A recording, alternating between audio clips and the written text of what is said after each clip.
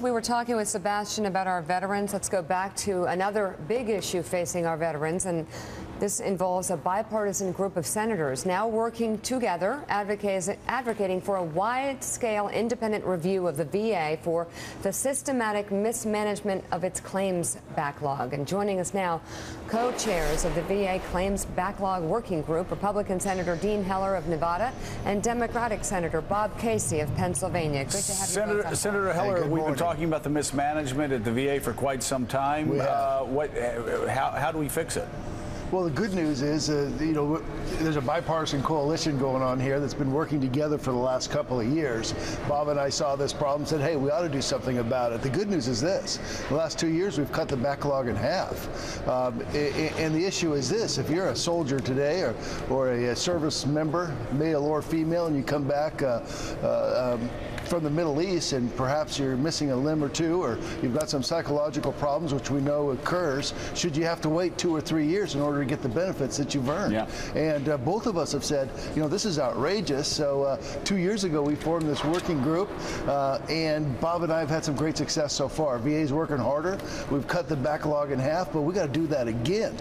It's still not anywhere near what the benefits and what these soldiers deserve. Yep, Mike Barnacle. Senator Casey, we just heard Senator Heller, or you're standing right there next to him, talking about the work that you've done over the past 2 years. Dana Priest's pieces in the Washington Post were several years ago.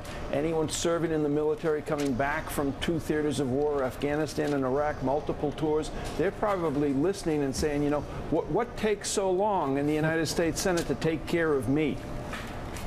Well, Mike, that's one of the fundamental questions that I think veterans should ask, but also the overarching question both for the Congress and for this administration or any administration is, what are they going to do that's worthy of the sacrifice of that veteran or his or her family? There have been multiple attempts, Mike, over the last 25 years. This claims backlog problem didn't start 5 years ago or 3 years ago. It's more than 20 years.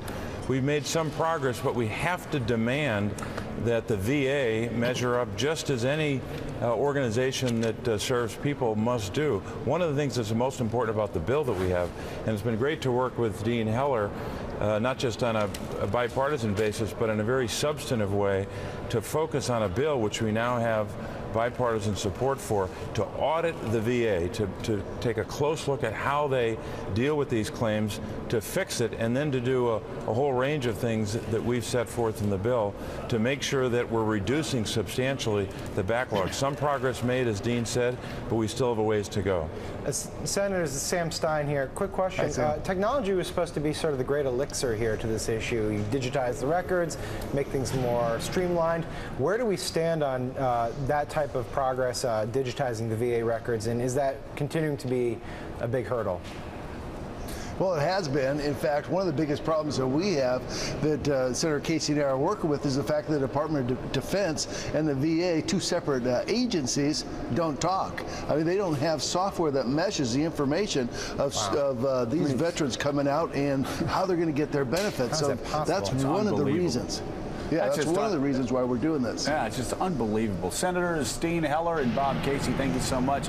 David Ignatius, why has the VA been so screwed up for so long? It's a bureaucracy that just seems impervious to efforts to manage it. You had a series of people who came in saying, I'm going to fix this, and they don't fix it time after time. I sometimes wonder whether moving our service to veterans more into our mainstream healthcare system doesn't make sense, because off to the side over and over, year after year, it doesn't work. I always had people ask me, what's the worst department, bureaucracy to work with, and they all expected the IRS. They go, the IRS is the worst, right? I go, no. IRS is pretty easy. You pick them up, you tell them what the problem is, they investigate it, they give you an answer in a day or two. You said that VA is the worst. There's not a close second. What's ironic, though, is that once these veterans get into the system, the care is good. They love the care. It's just getting into the system. Yes. All right, up next.